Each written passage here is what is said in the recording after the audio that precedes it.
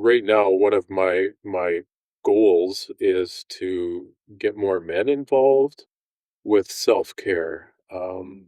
I myself was guilty of it. You get to a point where it's like, oh, that really hurts, but I'll tough it out. I'm fine, right? It's that persona of I'm fine. So it's interesting that you brought that up because I'd like to take this opportunity to say, guys, we need to look after ourselves too. So Yeah. But do you think that's part of the upbringing? Like, meaning that all the guys are together at school and it's not even intentional, but they're just like, you sort of taught that if even if your shoulder hurts, it's okay. Tough it out, guys. This is yeah, this is what a strong guy for sure. does, Yeah, kind of thing, right? And then once you've been taught that, that's become sort of part of you, right? It's hard to bring that break that. out. Yeah.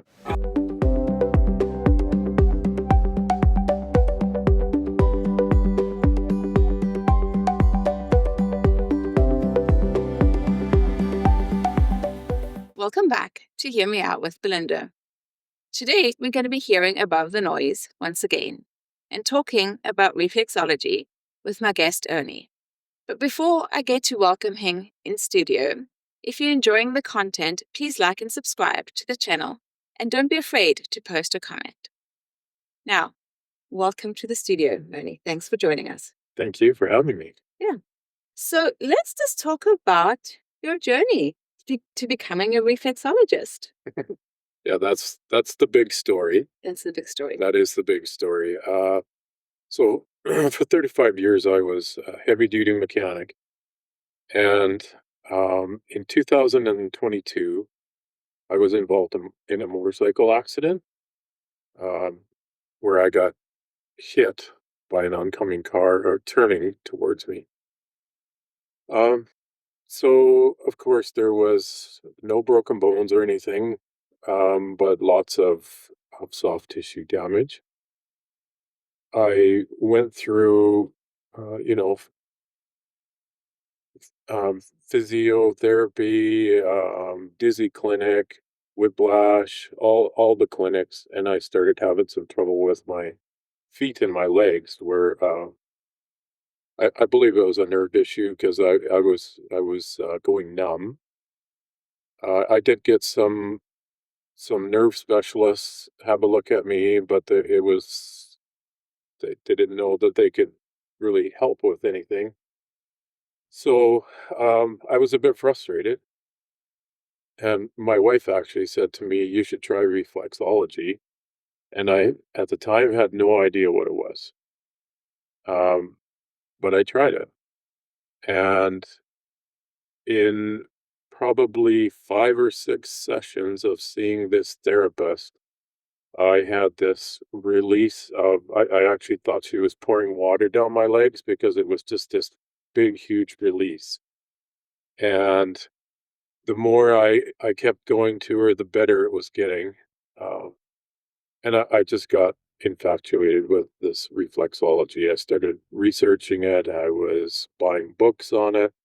My therapist at the time was giving me some books to read. And um, she actually started saying to me, you should become a therapist. I think you'd be a really good therapist. And the first time she said that to me, I laughed out loud because I thought I'm this mechanic. I work in grease and oil every day, and I just didn't picture myself as doing it. But on my return to work, I found that I was not actually able to keep up as as good as I used to be because of the injuries.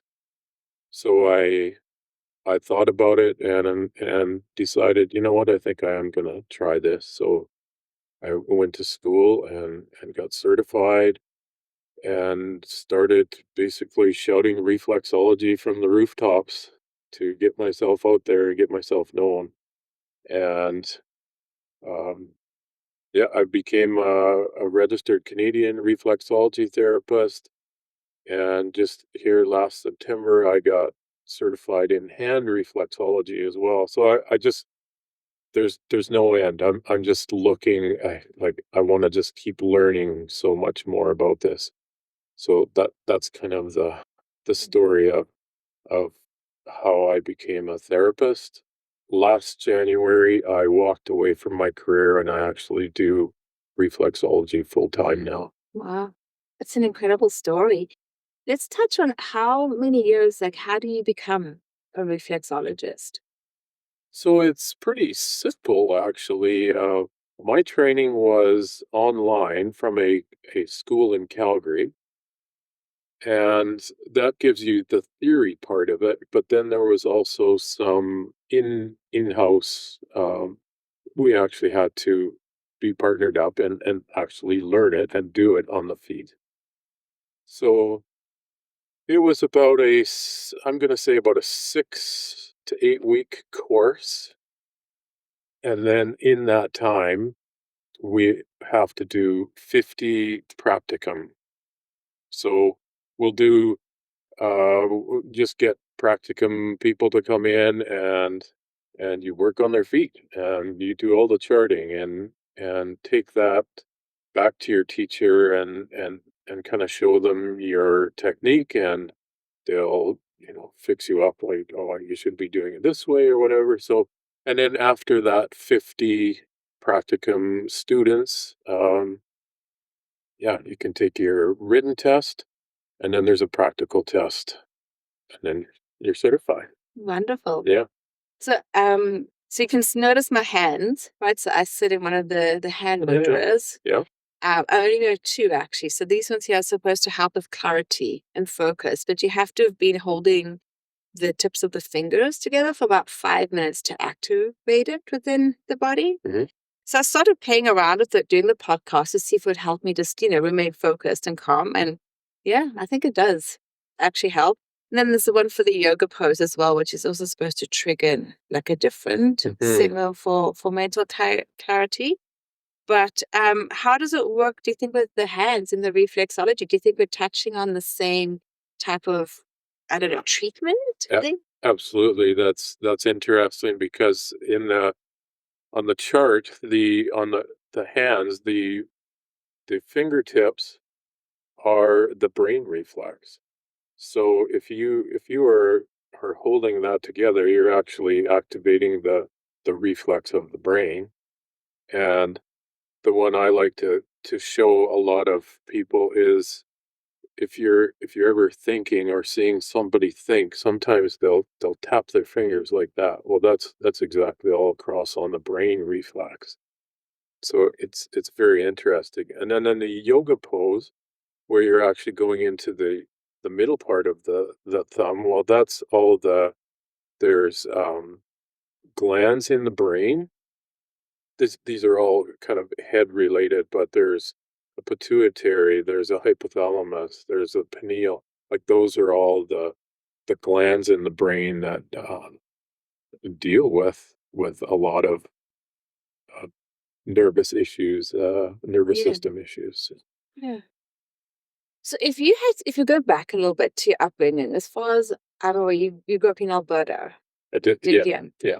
And so, as far as your upbringing and being a male in 20s and 30s, how would you say you treated healthcare? Like, were you very much Western medicine focused? You go to the doctor, you take a pill, you get better, Yeah, you move on. yeah, and that was pretty much, yes, my upbringing, as far as that goes. And right now, one of my goals is to get more men involved with self-care. I myself was guilty of it. You get to a point where it's like, oh, that really hurts, but I'll tough it out. I'm fine. Right? It's that persona of I'm fine. So it's interesting that you brought that up because I'd like to take this opportunity to say, guys, we need to look after ourselves too. So Yeah. But do you think that's part of the upbringing? Like, meaning that all the guys are together at school and it's not even intentional, but they're just like, you sort of taught that if even if your shoulder hurts, it's okay. Tough it out, guys. This is yeah, this is what a strong guy for sure. does, Yeah, kind of thing, right? And then once you've been taught that, that's become sort of part of you, right? It's hard to bring break that. out. Yeah. is. on that. So For sure it is. this must have been, how did your family, I mean, I think your wife you said encouraged you, but how Mhm. did your family and friends, um, like, how do they treat you now that you're a reflexologist and not a mechanic? Yeah. My family was 100% on board when I was telling them about it. A lot of my friends, and it's funny, a lot of my male friends didn't believe it at first, um, that I was actually going into this, and I, they'd kind of snicker at me type thing, like, and I would just explain it. Well, this is what it is, and this is what I'm going to do, and you should try it sometime. And I actually had a guy come up to me the other day who had been one of the ones that was kind of jabbing at me, and he asked for one of my business cards. So I think it's coming around for sure. Yeah, yeah. And my wife, I didn't realize when she told me about reflexology, this was before we got together, she had actually started to train in reflexology, but just never continued with it. So it's kind of neat that we're together now, that You came full circle. came full circle, and she pushed me in that direction. So Yeah. If you, having the knowledge you have now of reflexology, and your life now, and maybe the positive changes that's come with it, um, going back to the day of your accident and knowing that you could, choose to follow the same path or, not go out that day and stay the way you were, Mhm. what do you think you'd choose? Well, it was quite a way to get into this field. Um, I don't really want to be on that end of it again, but uh, I think this was what I was meant to do. I think this was the little nudge that the universe gave me, that this is what I was supposed to be doing.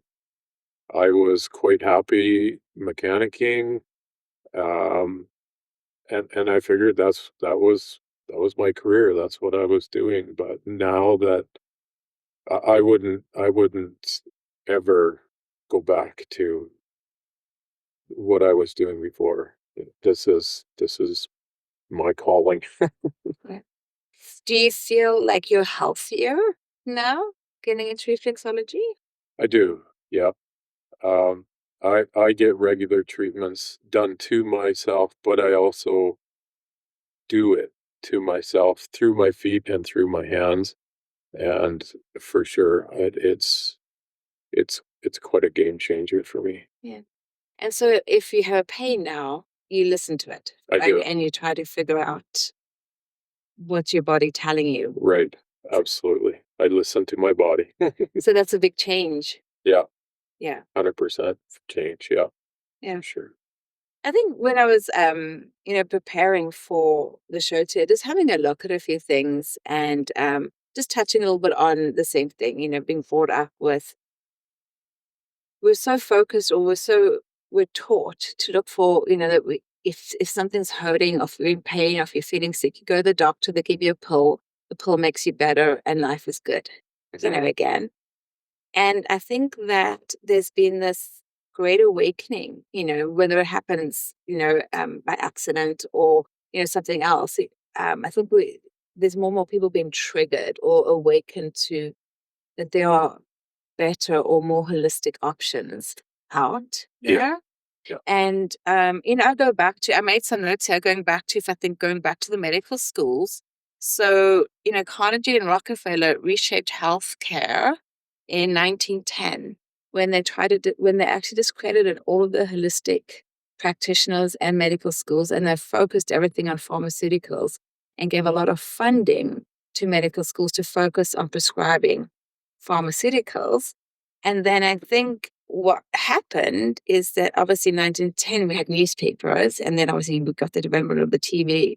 Fast forward now we have YouTube, where if we're injured or sick or not feeling good, we can go on YouTube and we can start to discover, but hold on, then instead of taking this pill, I could actually try changing this, and we have these amazing results, coming from us. And then we want to share the word. Like you said, you want to shout it from the rooftop. Yeah. Try this, right? Because it was really so impactful to you. Yeah. Yeah. Yes. Yeah, it's amazing. I've learned so much about the body, how all the systems work together. And when you get a reflexology treatment, all those energies are balanced and your body can actually heal itself. Like that's the beautiful part of it. Um, like when you get pharmaceutical pills and stuff, and I realize it's we sometimes we have to, right? I mean, there's that treats just that part, but what led up to that? Like I've just learned so much about um, different energy blockages in different organs or glands or parts in the body can lead to so many different conditions. So it's just amazing that I could, that it can balance that energy and get the body working as it should.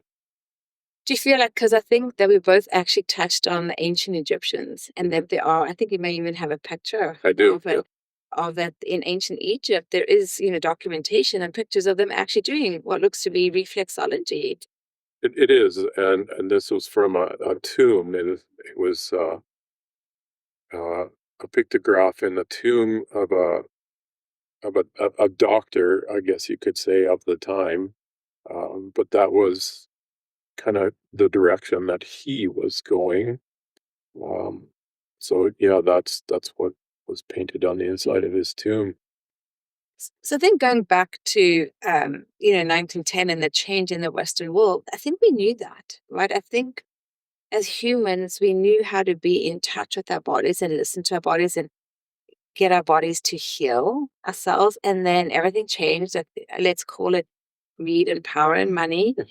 And we lost that ability. Like we weren't taught that. I mean, I remember being brought up not knowing that at all, right? Like that there was nothing about reflexology or, I did the sound bars now, or, like aromatherapy or anything like that, and how it influences the body and how impactful it can be. And the same thing, we know that Western medicine certainly has its benefits, but I think for the majority of us, we don't know that there are alternate options. Right.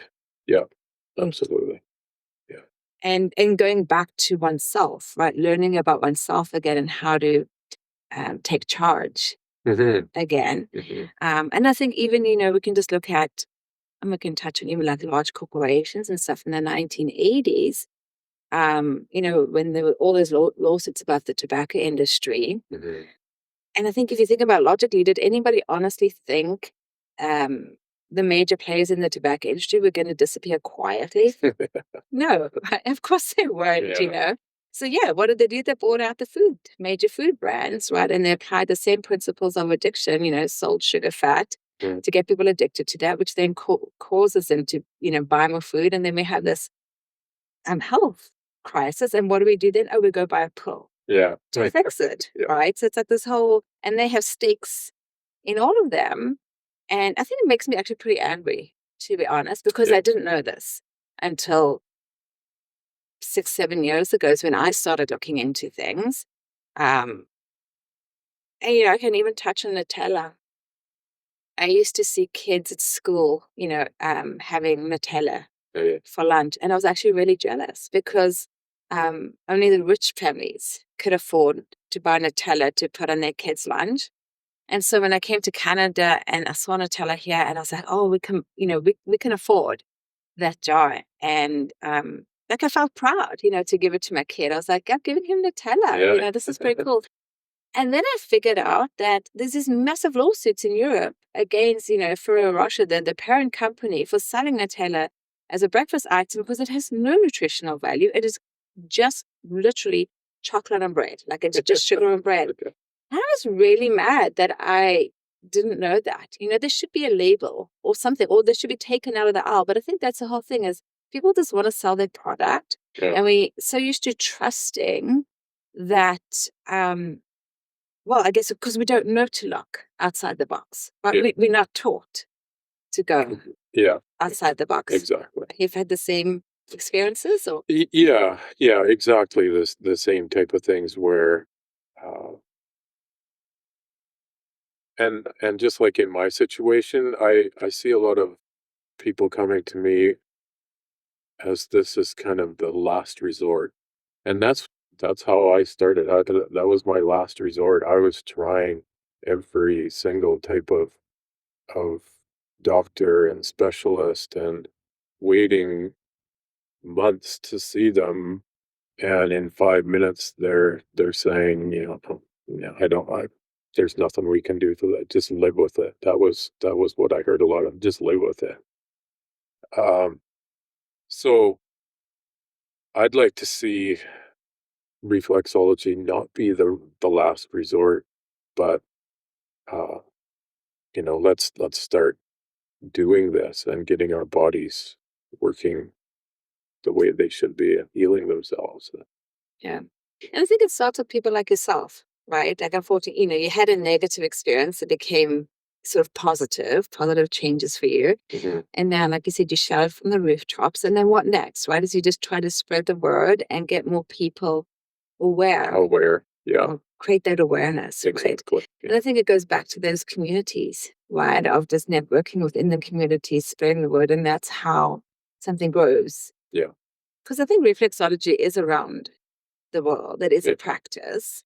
it is. I did one of the things that I did this past year in September is I went to a International Council of Reflexology um, conference in Athens, Greece. And it was amazing to see the outpouring of people involved in reflexology from around the world. There was, believe there was 75 participants representing 21 countries. And it was just this warm feeling like we became instant friends. All of us became instant friends just because we did the same thing. And uh, over there in Athens, they actually, and a lot of other places as well. But what I learned in Athens, they actually have doctors prescribing reflexology in the hospitals. They employ therapists in their hospitals, and their medical universities are now teaching reflexology. So I'd love to see that come to North America. Right. Absolutely. That'd be Yeah. amazing. Yeah, for sure. And I think it's coming. Um, I see a lot more of the holistic practices now that I'm in it. Yeah. I think you're right. I think it is coming. I know that I worked with, or I went to a Chinese medical doctor and acupuncturist, and she had done some of her training actually over in a city in China. I can't remember which one. But what she had said to me is at the time of her training, when you go into the emergency room, there's actually two pathways. If it's chronic, you go see the holistic, right? So your herbal acupuncturist and stuff. And if it's like an emergency, obviously it's more westernized, right? Yeah. Where you have your surgeons and that type of Yeah. thing. So I just found it really interesting that they've already separated it, Right. right? Between, chronic and emerging. And then you go into this different path for treatment. For treatment. Yeah. So I think it's the same thing. Like there's a place for everybody. Like I'm not, criticizing all doctors or anything, right? No, absolutely. There's definitely a Yep, place for for sure. them, but I think we need to work together. We need to collaborate more Right. with holistic practitioners and really value them, right? And the input, the knowledge and stuff that they Yeah, have. that's the big thing that I'd like to see is the collaboration, like working together Yeah. with it. And interestingly enough, my wife actually broke her ankle a couple years ago, and At the time, I was just a student, but I was actually using her as one of my practicum and working on at the time, I didn't know hand reflexology, I just knew foot. So, once she got out of a cast and into, like, the boot type cast, I would do reflexology on her as much as she could take. But eventually, I could do the complete and it was her right foot, I could do the complete right foot before moving on to the left foot. And she went in for um, I guess, a checkup with her surgeon, and he looked at her X-rays, and he came back into the room, and he said, "I don't know how you have healed so fast. Um, like, what have you been doing?" Like he said, I almost want you to walk out of here without your crutches because I feel like you're 100% on the road to being fixed." And he said it's weeks ahead of schedule, and she said to him, "Well, my husband's doing reflexology." And at the time, I thought, "Oh no, like this doctor's gonna like poo-poo me type thing." Mhm. And this surgeon turned around and said to me, "You need to keep doing this." So that was a win for me that this surgeon had said, you gotta keep doing this." So Yeah. That's amazing and good for him as well, yeah, right? Because it's for a, sure. I bet you, maybe he had some holistic experience, but I think more and more are starting to recognize, the Mhm, benefits, like I mhm. said, and that collaboration Yeah, together. That's a beautiful yeah. joy. Yeah. And it's reflexology is known for like improving the circulation. So I think I was just bringing the blood supply to that broken area quicker than normally I would have done taking. Yeah. And that's how we heal, right? Exactly. When we get yeah, Yeah, that's how get the blood supply there. That's how the body can heal for sure. Yeah, itself. yeah. Yeah.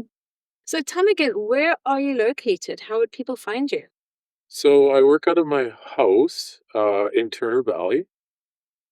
That's my main outlet, I guess. I work with River Retreat Kananaskis, and they are a guest lodge west of Longview. And those are usually, if their guests are looking for a reflexology treatment, we kind of check our schedules and see if it's possible. And I'll run out there and do treatments on their guests. But I've also taken some clients that are in the area that love uh, the summertime was the big one for me because they have an outdoor covered cabana right beside the river. And I was doing reflexology outdoors next to the river in the beautiful Kananaskis. Like it was, I just loved it. So I could take clients out there. Um, and just in January here, I have joined the team over at Active Balance Health Center on Elma Street, and I'm there once a week. Okay. Yeah, in Okotoks to serve this area. Yeah. So That's amazing. yeah, Is there anything else you wanted to let the viewers know today?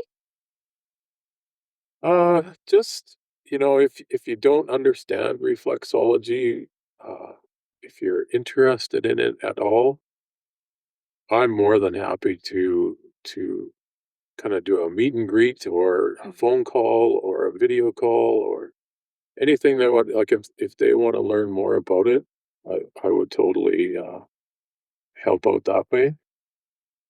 Uh, and I think it's something that I'd like to see more and more people do. Yeah, absolutely. I think the same thing as more people awaken or get enlightened to these other holistic practices that Mhm. can aid in your overall well-being and your health and stuff. Yeah, That's what it's about, right? Shout it from the rooftops. for sure. Yeah, Absolutely. yeah. Yeah. And I don't know where I'm going next, but I know I'm not done learning. Well, that's awesome. Yeah. No, I just want to keep going now. Thank you so much for coming on the show with me today and sharing your experience and your story about reflexology. You're very welcome, and thank you for having me. Yeah, you're welcome.